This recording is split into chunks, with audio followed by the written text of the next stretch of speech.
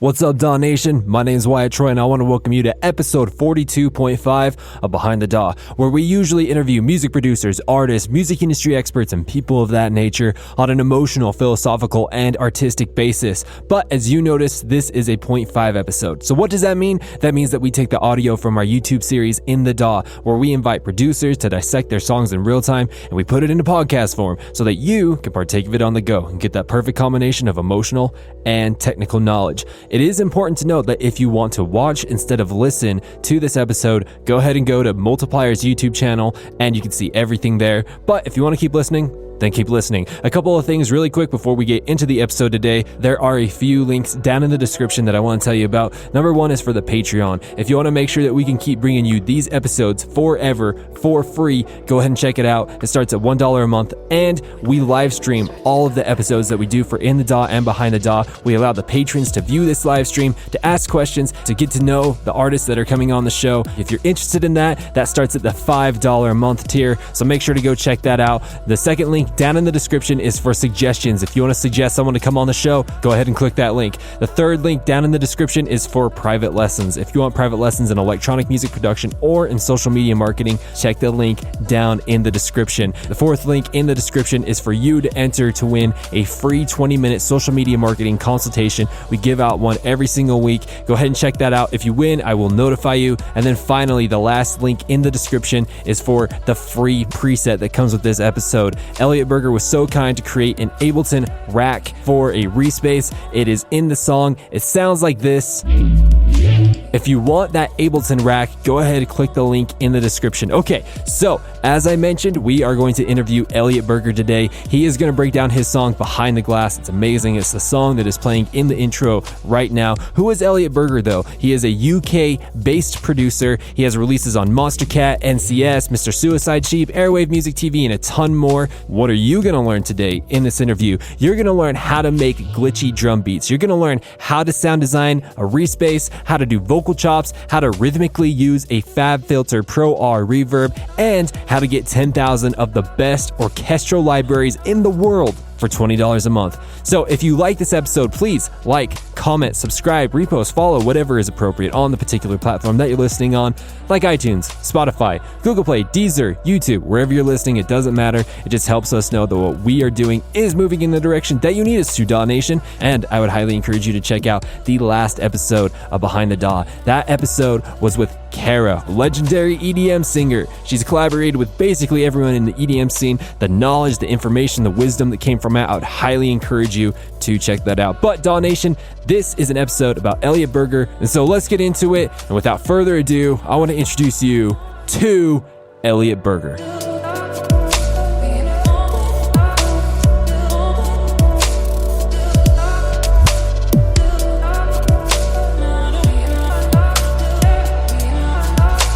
This is part 2 of what we're going to do with Elliot Berger. We're going to be breaking down his song Behind the Glass. If you haven't checked out the last episode that we did with him, please go check that out. With all those kind of vocally choppy things, how do you sequence all that stuff? Because that's one of the things that, it's one of the most common questions I get asked. Like literally, how do you sequence all these noises and stuff? A lot of it is honestly like kind of a trial and error process. So going through, once you've sliced your vocal up, so import the vocal, I'll then highlight an area of it. If I do it on some other audio in here, if I took this, for example, highlight a section of it, right click, slice the new MIDI track. And then in this menu, I usually pick eighth notes because it works. I find if you pick transients or warp markers, you'll get random slices. Some of them will be really long, some of them will be really short, some of them will just be like chops and breaths and stuff. And if there's a bit of the vocal that's quite complex, you'll end up with all sorts of mess. If you pick eighth notes, then you're getting concise, same bit, same sort of length every time. And if you time stretch your vocal beforehand, then it makes that quite a smooth, easy process. I think it's a case of going through the vocal and finding cuts that you like, and then messing around with different rhythms and sequencing it. I'll usually make sure I've got some sort of layer underneath first, because obviously if you're cutting it to a rhythm, you want to make sure it works with that rhythm as well. You know, if you're doing like a dubstep track and you maybe don't have your drums in yet, grab a loop, throw that in and cut it over that. Like, so there's some sort of consistency. And once I've got like one bar, you can then copy that phrase and edit it each time. So these first three notes are actually repeated. These first three notes are repeated at the start of every phrase, and the note afterwards is what changes. So at the end of these 4 bars, we get this 3-note turn there, and this note repeats from there, but it's different the second time it happens, etc. So you can get away with a lot of repetition, but the initial idea is very much a trial and error. Sometimes it takes 5 minutes, sometimes it takes an hour, and you might find again that you'll have something that you think is quite cool, and it's like 90% there. You'll write your tune and you'll come back and tidy it up later. Awesome. So I suppose, for those who may be super new, it kind of looks really complicated, or there's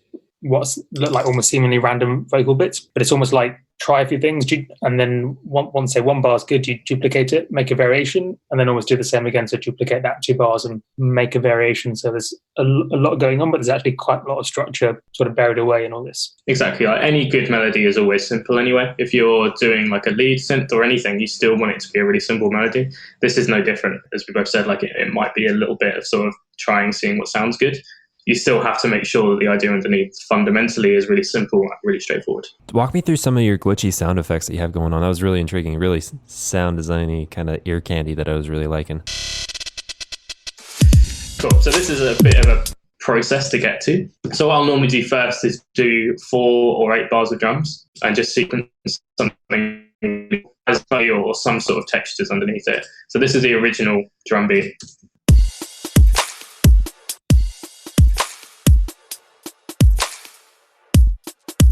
So it's really simple, but there's a couple of loops like this one that's got loads of noise in it. So there's something running through the whole time, so that if you then go through and cut it up, all that noise and all that texture is going to get cut up and moved with it. And the same with the crash, like even though it's only 4 bars, the crash lingers on for probably like 2 or 3 beats. So when you're cutting that up as well, then that crash gets stuttered with it. Because I'll layer a crash later on, but as you can see, it ends up being quite edited by the end of it.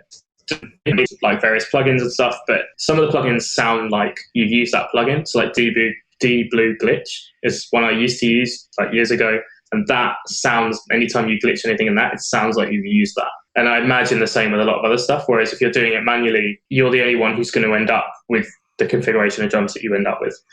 So other than making sure that the snare always lands on the 3 every time, so that the rhythm feels like it works, everything else is, again, trial and error, cutting stuff up. So this is one of the cuts from the cymbal that's just been stuttered really, really quickly. And here the kick drum's repeated, but it's pitched. So if I open it up, just transpose it. Again, that one's -6, and I think that's -6 as well. So if I take this kick drum, for example, you can do loads of stuff with it. So if I, for example, take the BPM here and just, hold it first. Take the BPM and stretch it out. You can maybe like reverse that. You end up with all sorts of kind of weird and random textures by messing around with stuff. Taking like these little bits in here, and you can maybe go in and like repeat it. And if you repeat things really quickly, Ableton kind of processes it in a weird way and glitches it oddly. They changed it between 9 and 10, so I started this tune in Ableton 9 and then had to redo the drums again in 10 because of the way that it processes audio. You know, trying things like different warp modes, all the rest of it will create different textures. And there's a bunch of stuff over here. There's also automating panning, which can make it sound kind of cool. So like over here, you know, little things like that. And the actual processing on this is super simple. Like I've not compressed it or anything because all of the processing happens at this stage when you just make your drum loop. So I've got all the compression, the soft clipping, everything at this point, and that's just sampled to this.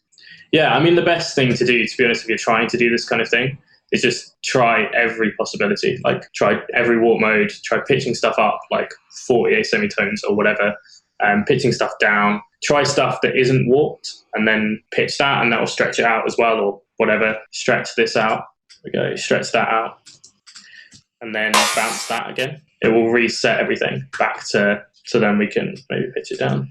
Yeah, so you can kind of repeat that, and then I can maybe bounce that, etc. Yeah, it's just about messing around really. And once you've got different sections as well, you can like repeat those sections and then go in and make fine edits to little phrases. So once you've got like if I copied this to maybe over here somewhere, I could then go in and change the rhythm that it stutters here or something that makes it interesting, keeps it interesting. What's the return track that the vocal group is getting sent to? Is that a reverb or some compression type thing? That's a reverb. So I have Pro R here, which is just like pretty much the standard setting.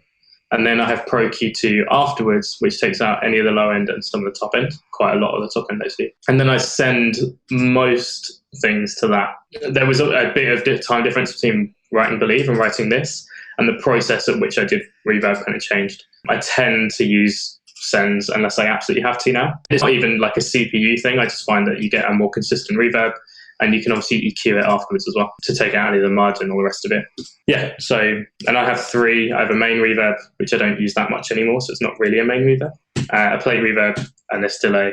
And my new template has like a really short drum reverb on it as well. Your kick, it punches really, really hard. That was one of the main things that really caught me. So how, is it just sample selection or did you do something to it? So I've pitched it down to semitones. The actual sample is from a direct sample pack, which I rinse the drums from that all the time. So pitch down slightly so it's got more of a punch, like a weight to it. Sometimes if I'm pitching stuff down, I might deepen slightly so the sample kind of stays quite tight, but I didn't need to in this case. Tiny bit of EQ to take out the mids to focus the weight at the low end and the click at the top, and that's it. Doesn't need any more than that really. It's all, drums are always like sample selection. It's not necessarily about processing stuff to oblivion. Like if it doesn't sound good to start with, it's not going to sound good at the end.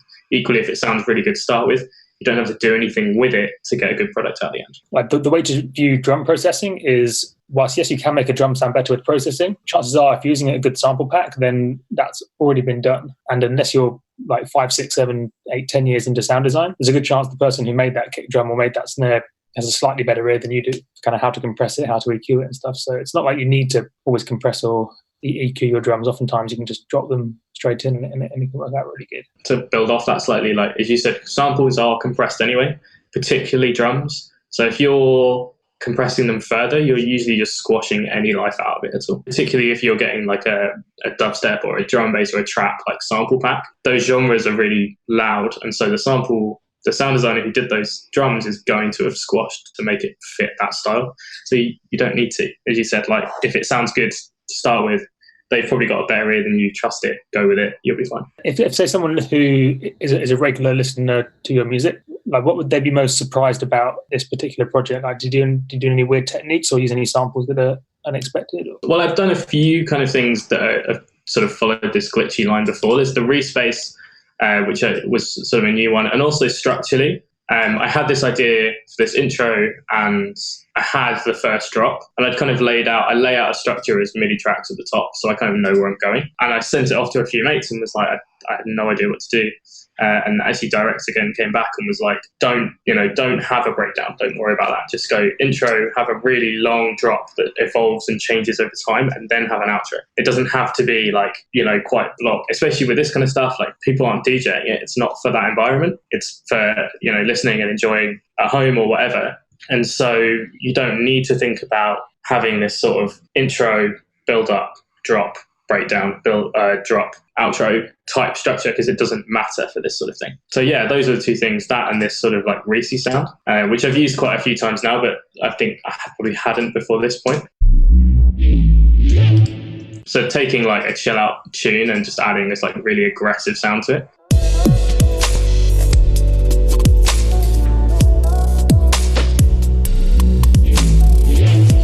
Little things like that. If you keep adding everyone as Facebook friends, you hit this weird threshold where all of a sudden there's some weird feedback loop network effect hat sort of thing appears, where almost everyone starts to add you and then everyone gets recommended as a friend. So especially for people starting out, if you just keep basically adding DJs and have a music-related picture as your Facebook profile thing, I'm pretty sure you can pick up like 300 or 400 followers and get really good reach out to them just by literally adding every DJ on Facebook. And pretty much within 4 or 5 months, you can have like a full 5,000 Facebook friends that are, say, 4,000 of them DJs, which I mean, it's not very targeted, but it's it's still a way to at least get started if you're in that like 200 to 300 follower phase, trying to get out of that. But with Facebook, if you really want to utilize Facebook for all it's worth, you want to milk it for all it's worth to be able to grow in a fashion that you want to, you almost have to sacrifice your personal Facebook page, not your, like DJ page, but you just have to sacrifice like your personal first name, last name page in attempts to keep going. So if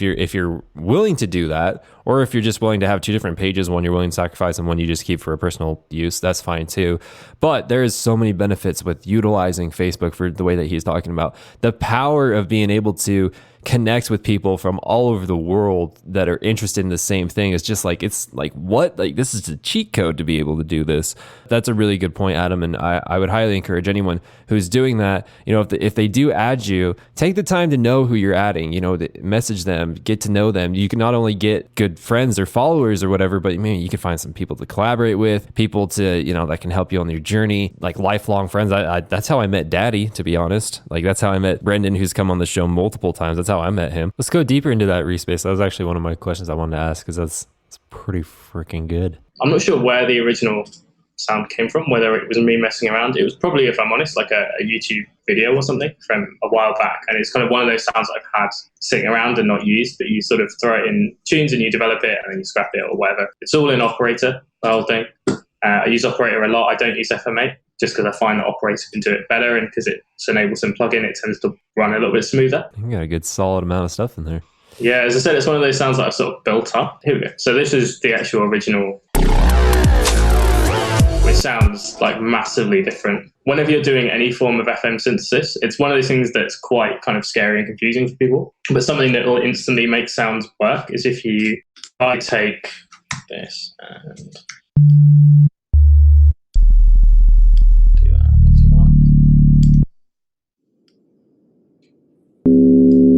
adjust the fine tuning of any of the other operators, you can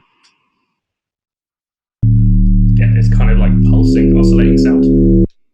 Rather than having like a really static modulation, it kind of moves and morphs and changes. And so with this one, it's just a whole lot of that. Quite simple waveforms, 2 sine waves, a square wave, although just having the first few harmonics, and then another sine wave, and just bringing those in slowly, but each one is sort of off center as far as the tuning is concerned, with a really long glide time. Oh, not really long, but 100 milliseconds, which is relatively long, and setting it to mono. So all of the notes actually overlap quite a lot with each other, but it helps to create this kind of glide, particularly with that last time here as well. And try and sound do it a lot. Chorus and saturator, which aren't doing too much. Saturator's really pushing the volume, but not much more than that. Amp simulator just gives a little bit more crunch, and then some overdrive, which again just adds like some distortion. So the sound with all of that is really, really horribly distorted, but in a kind of quite a nice way. And then it's just a case of filtering. There's a band pass, and then a notch, and then another band pass. And because you've then taken so much out of the sound, then throwing OTC on it just to bring those tops back again. And kind of squashes it out. I'll bring the volume back up. And then removing the mids, which is something I do with Reese basses all the time, because like old metal guitars always have like the mids like scooped out of them. Anytime I used to listen to a lot of metal growing up, and so that kind of tone I really like. And then soft clipping again, and then just a filter to bring it in. I mean, this is just the sidechain. Yeah, and that's pretty much it. And then it's just sent off to that reverb, so it's got a bit of space to it. Yeah, I think that's pretty much it. What's the most difficult part of, I suppose, either this track or the previous track from the previous video? For this one, songwriting, just keeping it interesting without having a breakdown. I think my usual method of songwriting would be to do an intro, first, whatever, then do your first drop, and then copy your first drop over and just change it a little bit on the second time it happens. Whereas here, it was like, I can't do that. It had to sort of evolve on its own naturally without getting boring, and sort of creating a break, like it's kind of filters down slightly at the start of this drop. So it has like a breakdown without having a breakdown.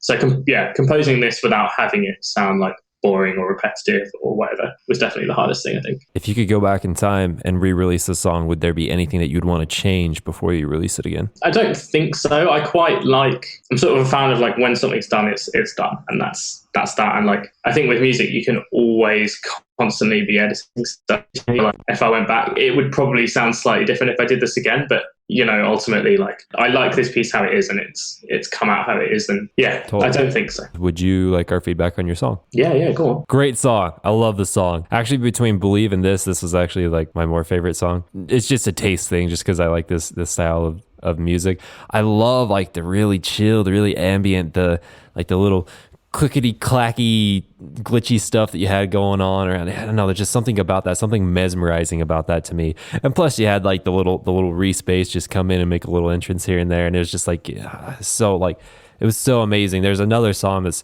similar to this, but not really that similar. It's one that Virtual Riot did. Darkest Night, I think it's called. It's kind of like more kind of chiller, way chiller than what he normally does. Way chiller than what he normally does. Kind of more ambient, kind of more darker, kind of more, kind of chill, I guess you would say.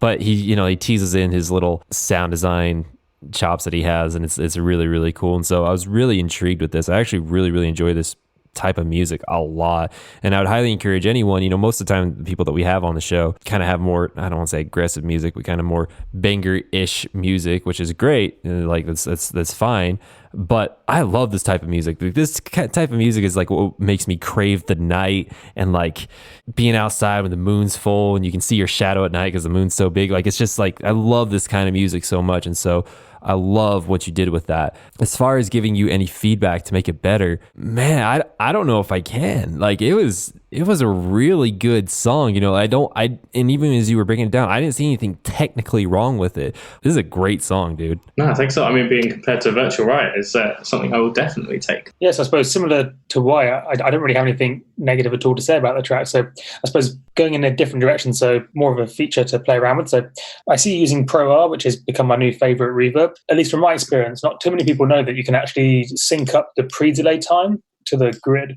So you can choose like an 8th or a 16th time for the pre-delay, which is quite really cool for the rhythm. Yeah, so you click that and go. Oh, wow. What? Yeah. So yeah, you can choose like an 8th or a 16th would probably be the normal, probably an 8th would be the more normal pre-delay time. But it means you can kind of end up using reverb in this rhythmic way, which I've been getting some really cool results with. Like it's almost become my default. Like if I'm going to choose a pre-delay where it's like a long and noticeable time, like more than 0.6 milliseconds, I pretty much default to like a 16th or an 8th, just because it kind of fits in rhythmically a bit nicer than just a pretty random time. Oh, that's sick. I genuinely did not know it was a feature. Thank you. And if the viewers, if you're interested in Pro R, link down in the description. We link out to everything, so make sure to check that out. You did remind me of something, Adam. It was actually a suggestion that I had in the last track. So when you were breaking down Believe, you're showing us all your layers and stuff like that. You got to the one layer, which was a cymatics preset. I think it was fake strings, right? Why not real strings, Elliot? Why not real strings? So I do the tune I'm doing with Lauren now, I think,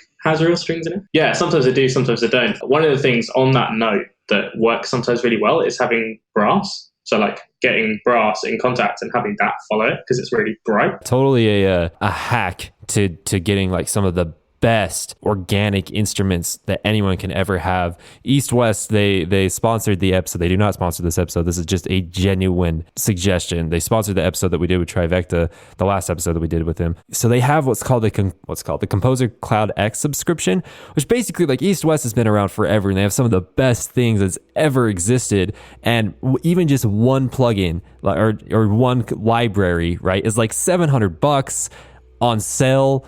But you can have their entire thing for $25 a month. You can go in there and like all of it, like 10,000 instruments at your disposal. Like, it's like, what? Like, even if you just use it for 1 month and you just like bounced everything to audio that you wanted, like, that's just freaking insane. You know what I mean? So if you guys want that, link in the description. Sounds like a steal, man. I didn't even know that was a thing. Absolutely. And then the final question is, did you have a good time, Elliot? Yeah, thanks a lot for having me, guys. It's been great.